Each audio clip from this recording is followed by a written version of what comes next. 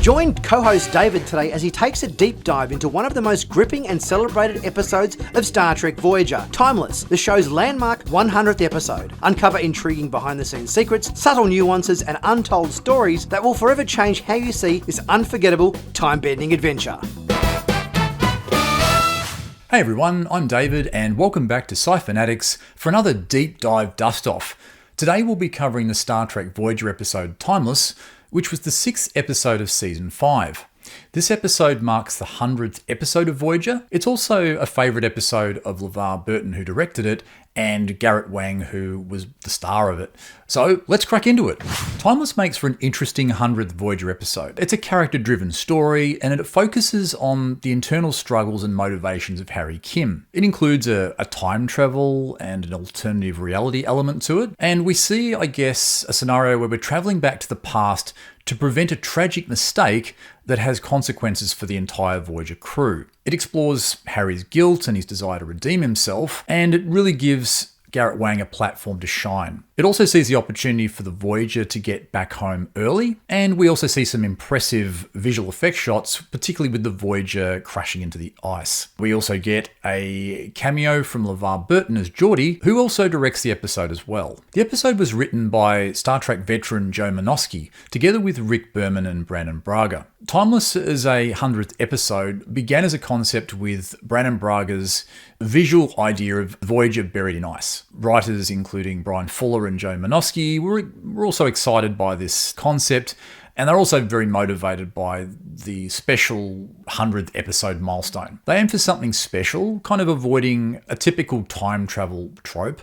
Instead, as Menosky describes it, they were looking for, I guess, a postmodern time travel story, which focused on a message sent through time rather than actual time travel itself. The episode also aimed for a minimalist opening, and there was little dialogue in the teaser in the first act. The script included specific details like the amount of ice covering Voyager and also a brief description of the crash. And the focus in the episode was Harry Kim, which was part of, I guess, of a larger effort to showcase some lesser seen characters. Harry certainly fits into that category. Harry's edgy portrayal in The Killing Game also directly inspired this future Harry that we saw in Timeless. LeVar Burton's Captain LaForge cameo was a late addition to the piece, and Braga consciously avoided making the story a two-parter. He wanted it to stand alone and be impactful, similar to the original series episode of City on the Edge of Forever. This episode opens with a shot of an Arctic wilderness. Visual effects producer Dan Curry created this scene using a combination of hand-painted elements, stock footage photos, and sections of video like falling snow, for example. We then see two characters in survival gear beam down and scan the area, searching for something beneath the ice. What appears to be a tricorder detects an anomaly, and one of the characters touches a comm badge reporting, "We're here." The Arctic landscape was filmed on Paramount Stage 16, and the set was so realistic that Robert Beltran, playing Chakotay, nearly stumbled on the icy terrain. This near trip was left in the final cut, giving the scene a more authentic feel. We then get a shot, see this spectacular image of USS Voyager underneath some sort of an ice sheet. Visualizing Voyager buried under the ice proved quite challenging. Despite Braga's vision for tens of meters of ice, it became pretty clear to the team that you wouldn't actually see anything visible at that sort of depth. So with concept art and illustrations, they tried to work the problem. They came up with some ideas like maybe seeing Voyager partially visible through the ice, maybe protruding through it. But ultimately, Braga went on a fully submerged vision of Voyager, and in the final shot that was created using a digital map painting, we saw this conveyed quite successfully. Although it could be said that some of the clearer elements of the ice looked more like water. Back on the ice, and after determining that the glacial fractures were stable, our characters are clear to beam inside the ship, which is acknowledged by another off-screen character. After they've transported in, corridors of Voyager are quite dark and all frozen, and the torch-bearing duo is revealed to be a slightly older Harry Kim and Chakotay. Harry exclaimed, "Not exactly the way I remember it."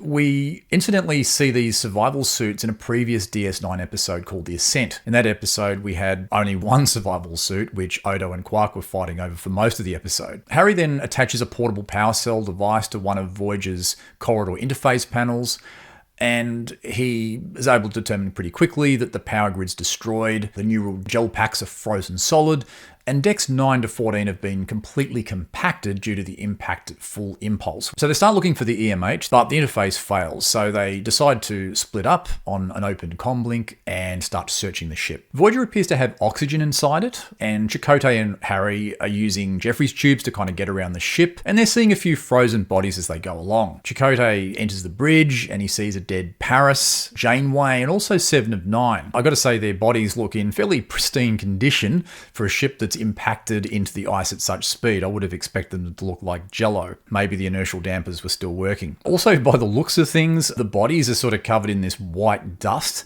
It's kind of like they look like they've either had some sort of major accident with talcum powder, or maybe they were doing lines on the bridge and a bit of a party got out of control there. For added realism, some of the frost on the corpses was created using elements like instant mashed potato flakes, while director of photography Marvin Rush employed blue and purple lighting to emphasize the cold, icy atmosphere inside the frozen Voyager set. Chakotay attaches a transporter relay on 7 of 9, allowing her to beam out onto the lab on what we see as the Delta Flyer. He appears fairly eager to get out of the ship, as it's not exactly a happy reunion. At this point, we're introduced to Tessa, played by Christine Harness, who is coordinating events from orbit in the Flyer. Christine had worked with Robert Beltran before in the 1988 movie Bull Dance, and they formed a bit of a friendship from that. She struggled with the language and the pronunciations within the episode. I think probably a lot of guest stars tend to, and it was sort of added in the script notes that she was meant to be a striking woman in her late 20s, manning the ship, and her name was Tessa Ormond. The frozen bridge set was prepared after filming the episode Nothing Human, and then it returned to its normal state for the pre-crash scenes.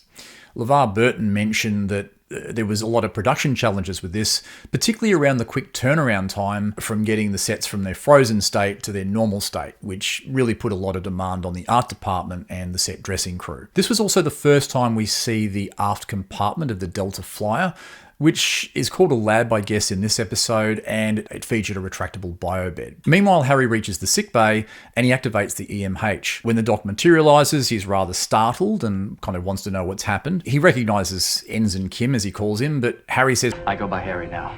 The doc sort of doesn't want to take anything further until he gets a bit of an explanation for what's going on, and that's when Chakotay enters the scene and says, they're here to change history. Harry comes across as someone very jaded and weighed down by guilt in this episode. Joe Manosky explains that this belted around an edgy version of Kim that we saw in The Killing Game, that was the episode with the Herodians, was a bit of an inspiration for this future Harry in Timeless. After talking a bit with Brannon Braga, Garrett Wang based his portrayal of the older Harry Kim in Voyager on Mel Gibson's character from Lethal Weapon. This was a bit of a reckless character who doesn't care about his own life or what's going on.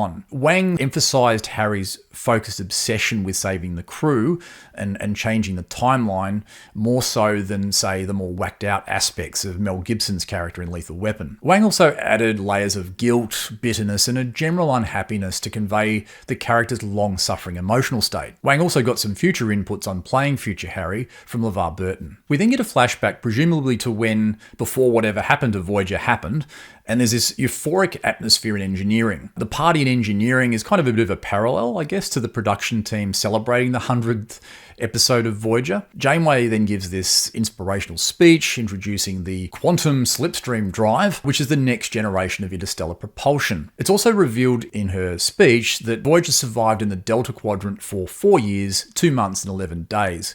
And tomorrow, they're intending to go back on a flight using this new propulsion system that will take Voyager all the way back to Earth. In 2374, Voyager encountered the slipstream technology for the first time on the USS Dauntless, which was a bit of a fake Federation ship acting as a bit of a bait or a trap for Janeway, as set by Arturus in the episode Hope and Fear. Voyager then used the same slipstream technology to rescue Janeway and Seven in that episode, and they then altered course to avoid the Borg, leaving Arturus to his fate. Voyager in the process travelled some 300 light years in just an hour using the slipstream technology, but due to the risks surrounding it, decided against its future use. It seems they've relented on this, building the slipstream drive over the conventional warp engine from what we can see. Starfleet adopted this technology more widely, installing it on vessels such as the USS Protostar, USS Voyager A, and the USS Dauntless featured in Star Trek Prodigy. It was also seen in Star Trek Discovery, where Book's ship was capable of quantum slipstream drive with the aid of Benamite. Neelix then presents B'Elanna with a Talaxian fur fly, which kind of looks like some sort of an oversized moth that swallowed a rat, and claims it brings good luck to any ship that it stows away on. B'Elanna and Tuvok can hardly contain their lack of enthusiasm for this gift, and in a deleted line from the script, Tuvok sarcastically suggests that the Spherfly be placed by Voyager's secondary injector port, much to B'Elanna's annoyance. Despite this though, B'Elanna thanked Neelix, adding, "I'm sure he'll work like a charm," but I guess B'Elanna might have to go easy on the fly spray in engineering from now on. Meanwhile, in another area of the party, we've got 7 of 9 complaining to the Doc that her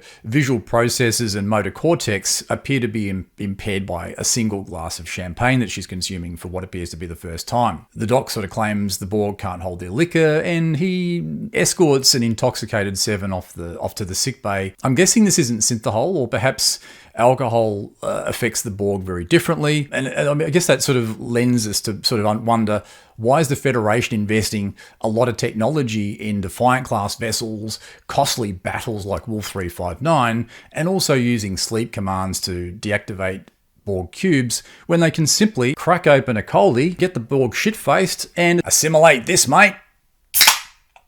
A role reversal sees Tom Paris running warp core diagnostics while Harry urges him to join the celebration. Tom has discovered dangerous phase variances in the slipstream threshold, which could potentially eject Voyager mid-flight. After numerous failed holodeck simulations, they inform the senior officers. Harry proposes a risky plan, using a shuttle to map the forming slipstream and send corrections back to Voyager. It's worth noting that this was a rare time when Harry is leading the scene, rather than forming part of the ensemble cast, which made Garrett Wang rather nervous during filming. We then get a nice little scene in Janeway's quarters, where, over dinner, she tells Chakotay they'll launch at 0800 the next morning, with him and Harry piloting the Delta Flyer. Chakotay expresses concern, noting that no self-respecting Starfleet engineer would proceed, given the data in the 23 failed simulations. But Janeway's resolute, and she asks for his support. He simply replies, Always.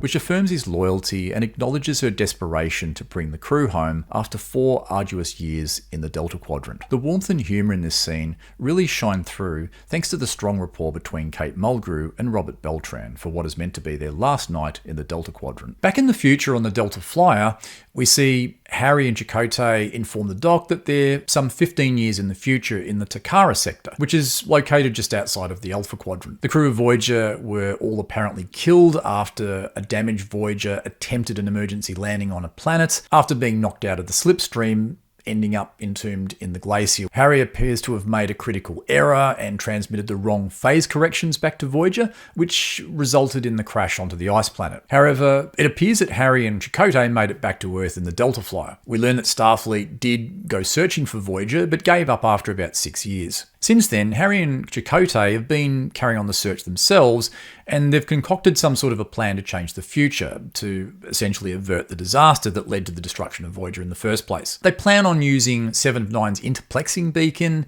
and a chronometric node so that they know where and when to send a message back to Voyager. A Borg temporal transmitter, which was retrieved from an abandoned Borg cube in the Beta Quadrant by Starfleet intelligence, was then in turn stolen by Harry and Chakotay to provide a means of sending a message back through time. I guess there's a bit of speculation that the Borg cube mentioned by future Harry could have actually been the artifact stranded in Romulan space in Picard Season 1. It becomes apparent to the Doc that Harry and Chakotay stole the Delta Flyer and appear to be on the galaxy's most wanted list for treason and conspiracy to violate the Temporal Prime Directive. Tessa is also revealed to be in a relationship with Chakotay when Harry very unsubtly states, They're having sex. Chakotay and Tessa beam back to Voyager's frozen bridge to retrieve the sensor logs. Using his command codes, Chakotay finds an active file, which turns out to be a message from Janeway, stating that if their luck ran out during Voyager's slipstream flight, that the crew acted with distinction and valour. Visibly shaken by this, he downloads the logs. We then get a nice little moment between Chakotay and Tessa. Driven to prevent the crew's loss, Chakotay hesitates in what he's about to do, knowing that this will erase the past 15 years, including his relationship with Tessa. He suggests that they abandon the mission, but Tessa refuses. Though seemingly detached, she likely understands that Chakotay's heart has always belonged to Voyager. Perhaps realising she never truly had him, she puts on a brave face, knowing that she'd eventually lose him to this outcome regardless, and that he'd be consumed by regret if he didn't try. On the Delta Flyer, Harry and the Doc discuss Harry's return to Earth, the therapy he underwent, and his survivor's guilt, as well as the hand fate dealt him afterward. During the conversation, the Doc has removed what appears to be 7 of 9's artificial skull and eyeballs, and he seems to be probing them. He doesn't seem seem to exhibit any emotions after literally carving up Seven's body, which seems a little strange given his developing close friendship with her. For future Harry's appearance, Garrett Wang actually wore a wig to signify the 15 years that had passed by, his departure from Starfleet, and his changed persona, which was a little bit more rough around the edges. Several wigs were considered for this, including a long-haired version, but ultimately it was the Harry mullet wig that won out. It kind of channeled a cross between Vincent from Pulp Fiction and one Billy Ray achy breaky heart Cyrus. Harry then sort of reveals that he's embarked on a life of crime after learning of the existence of this Borg temporal transmitter that we spoke of earlier. The Doc challenges Harry on his intentions to change the timeline, sort of stating that, well, at least both him and Chakotay survived. Altering the timeline could actually make things worse. Harry then retorts by saying that this timeline only exists because he let the crew down 15 years ago. The discussion is interrupted by a tactical alert caused by an approaching Starfleet vessel. Harry then alerts Chakotay and then asks the Doc, "If you're not with us, I can take your program offline," to which the Doctor responds, To aid an honorable thief, or to spend eternity in cybernetic oblivion. Let's tempt fate. The action intensifies with several parallel plot lines. These include the Voyager's maiden slipstream voyage in 2375 and the Delta Flyer's attempt in 2390 to execute the time travel plan to save Voyager from its destined fate. This marks Burton's third time directing and appearing as Geordi LaForge in the same episode, along with TNG's Second Chances and the Pegasus. Notably, we see our first Galaxy-class starship in the series, the USS Challenger, named after the space shuttle orbiter of the same name, tragically lost in 1986. This vessel is commanded by none other than Captain Geordi LaForge. Geordi sort of appears to be in the ready room rather than the bridge of the USS Challenger. And I guess from a uniform perspective, we see him wearing the same uniform that they introduced in First Contact, we saw in Insurrection, Nemesis, as well as the one that was introduced from DS9's Season 5 Rapture episode onwards. We see the future comm badge featured in this, which has the Starfleet Delta on top of two upright quadrangles. And this was also seen in the TNG episode All Good Things, DS9's The Visitor episode, and it was also reused again in Voyager Endgame. Geordi, of course, has his cybernetic implants instead of the visor, which he received prior to First Contact. If you look closely, LeVar Burton seems to be blinking a little more than usual, which could have been some discomfort he was experiencing from the special contact lenses he was wearing in this role. At least this beat the frequent headaches he got from wearing the visor when previously playing Geordi. Geordi comes across as the chillest captain in Starfleet. He encourages this face-to-face discussion rather than resorting to threats with Chakotay. He's indicating that the Federation Council, knowing what Chakotay is about to do, is willing to make them an offer. Geordi asks Chakotay to stand down and hand over the Borg temporal transmitter, and all the charges of conspiracy will be dropped. Tessa says that, well, if their mission succeeds, the charges will never have existed in the first place. Geordi then states that if they go through with their plan, countless lives will be affected and an entire 15 years of history will be wiped out, including that of his own crew. But Chakotay is fairly resolute and says he's trying to save the 150 lives of the Voyager crew. Geordi sympathises with Chakotay's position, but asks one final time to stand down, which Chakotay refuses. They wish each other luck, given Chakotay needs to push forward with the plan, while Geordi has to try and stop him. It's a great scene between Chakotay and Geordi, this one. Robert Beltran and LeVar Burton really conveyed a sense of mutual respect and understanding, despite being on opposite sides of the law. Geordi's compassion shines through here, as he cares for what happens to Chakotay's team, as well as being protective of his own crew. He's also been in Chakotay's shoes before, but he understands his duty and that he's got to follow that through. I think Geordi really comes across as a captain that would make Picard proud. We then get a bit of a scene juxtaposition with a Galaxy-class starship closing in on the Delta Flyer in the 15 years future timeline. This is a pretty clever way of keeping the episode moving along between the 2375 and the 2390 timelines. LeVar's solid direction here keeps the pace up. In 2390, the Delta Flyer engages the USS Challenger in a tense confrontation. Meanwhile, in 2375, the phase corrections sent back in time by future Harry Kim have failed. Voyager emerges from the slipstream in a critical condition, on the verge of crashing onto a remote ice world. Voyager's coming in fast, and then it makes this spectacular belly land heavily onto this unknown ice planet. The Voyager crash sequence was a complex visual effect. It began with some concept artwork by Steve Berg, and initially another CGI effects company created the crash effects using particle animation techniques.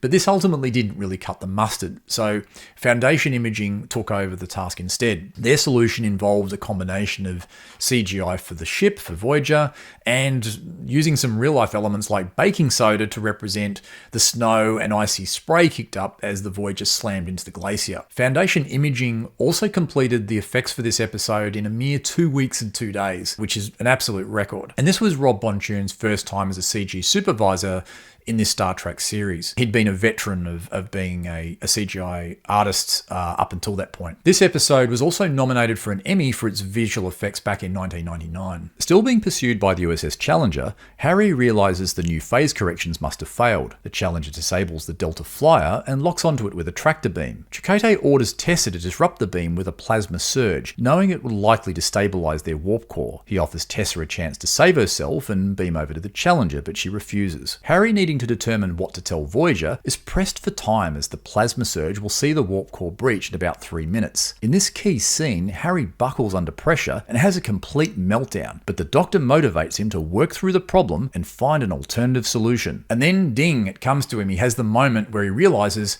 he can actually send a phase correction message that will disperse the slipstream entirely. With 1 minute to go until the warp core breach, which apparently can't be ejected, Captain LaForge pleads with Chakotay to lower the Delta Flyer's shields so they can be beamed out, but he refuses, advising Challenger, just back off and get to a safe distance. But the transmitter's starting to lose power from the first attempt, so he has to come up with another solution, and he uses the Doctor's mobile emitter energy source to power the transmitter instead, and farewells the Doc in the process. With seconds to spare, Harry transmits the message to the past Voyager as the Delta Flyer spectacularly explodes. Garrett Wang recalled in this pivotal Delta Flyer scene with Robert Picardo, where his character has the meltdown and then finds the solution, that the final take used wasn't his best. An earlier near-perfect take was ruined when a crew member dropped a tool on set, creating a loud banging noise that disrupted Wang's concentration and caused him to stumble his lines. Despite this though, Robert Picardo approached Wang afterwards, impressed with his performance, and exclaimed, "Garrett, you can act!" Although it only took 5 years of working together for him to say this. In a repeat of the earlier Voyager bridge scene, 7 of 9 receives the new correction message through her cranial implant. 7 of 9 punches in the revised corrections, and Voyager and the Delta Flyer are both thrown out into normal space after the slipstream collapses. But both vessels are a bit more under control in this scenario. After assuming that Harry's corrections didn't work, Janeway and 7 of 9 are perplexed as Harry claims he didn't send any corrections to 7's cranial implant. Janeway then gives a captain's log stating that the quantum drive had been dismantled until the technology could be perfected, although the brief slipstream trip took nearly 10 years off their journey home. And she said, "Despite the setback, we have a renewed sense of momentum. It no longer seems a question of if we get home, but when." In a final scene for the episode, Janeway catches up with Harry on the mess deck, who was going over the phase corrections. Harry realises that if Voyager had have used the ones he'd initially sent, then Voyager could have been heavily damaged or even destroyed. Janeway then informs Harry that a future Harry Kim acted as a bit of a guardian angel to Voyager by sending these revised corrections to 7 of 9. This was revealed by Harry's Starfleet security code, which was embedded in the message that 7 of 9 received, and it sort of exhibited a bit of a temporal displacement artifact in it, which kind of originated about 10 to 20 years in the future from what they could calculate. Harry then tries to make sense of the temporal paradox, but Janeway then cancels, not to try and make sense of temporal paradoxes, which, I guess they can do your head in. Janeway then advises Harry that a log entry was embedded in the telemetry received from future Harry Kim, and she hands him a tricorder to play this message. In the message, we see future Harry, which was the message that he recorded earlier with the Doc back on the Delta Flyer, that 150 people died as a result of this terrible mistake that he'd made in the past, and that he had to live with this regret every day ever since. But Harry in the present, if he was seeing this, then all of that had changed, and he owes his future self one to the future Harry Kim. It's an emotional closing scene, and the weight of the bullet that Harry just dodged becomes really apparent by the expression on Harry's face. This was a pretty solid episode, and it's a favourite of many fans, including Garrett Wang and LeVar Burton. But as a 100th Voyager episode, couldn't have been enhanced as a two-parter with a broader scope. It was great to see Garrett Wang with some great material to work with. Up until then, he'd been very underutilised as Harry, and this sort of gave him the opportunity to really stand out. I think it was really good to keep the story focused on a few key characters like Harry, Chakotay and the Doc, and that worked very favourably. Having LeVar Burton on board to direct a pacey episode like this, which particularly amped up from Act 4 onwards, and also have Captain LaForge cameo, was really a double advantage. The often used time trope was used differently in Timeless, in that it was a time travel episode without time travel, as only the message is sent back in time, not actually someone being sent back in time themselves. But I think there were some elements that could have been explored additionally, perhaps if this was a two-parter, for example.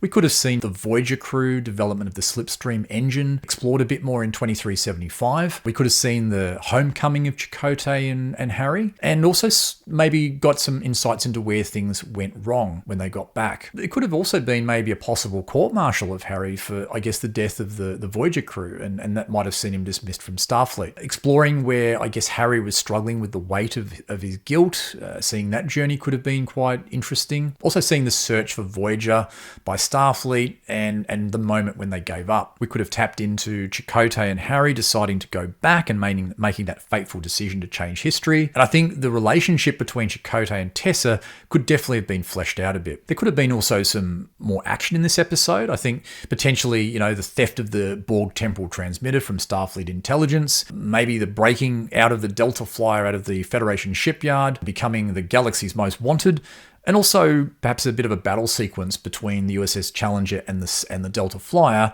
would have really amped up the tension. This episode also poses some interesting questions, such as what would have 2390 looked like if the Voyager hadn't made it home? What influence would this have had on the Federation and Starfleet? While the Delta Flyer made it back, it's not really the extensive repository of information and technology that Voyager was and had collected up until that point. Voyager's return brought back, a wealth of new knowledge about that region of space, including information on alien species, advanced technologies, and also detailed maps of the Delta Quadrant. Voyager also brought back advanced technology in terms of weaponry and defensive systems, which it had acquired along its journey, which could have provided an invaluable resource to Starfleet. So why did Janeway abandon the Slipstream drive so readily? While it posed some dangers, all new technologies require, I guess, development and refinement. Voyager could have gone with some shorter, less risky jumps to kind of mitigate the instability issue. Some shorter jumps could have incrementally propel them closer to home rather than doing a bigger one and expecting more bang for your buck. Maybe the Slipstream technology required a bit of a minimum flight time just to achieve optimal velocity,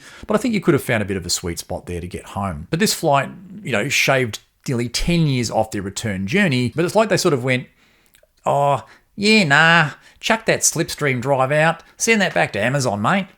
It was a bit sort of...